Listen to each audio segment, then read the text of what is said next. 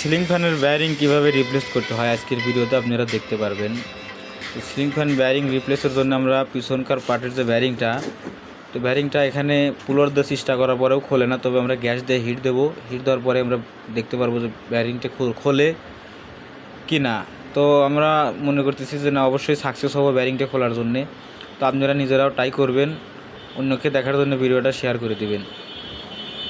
তো আমরা দেখতে পাচ্ছেন ইতিমধ্যেই আমাদের গড়ায় ব্যারিংটা খোলার কাজ শেষের দিক।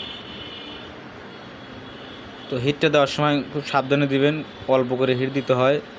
ফুল হিট দিলে কিন্তু ব্যারিং কভার সহ গলে দেওয়ার সম্ভাবনাটা থাকে।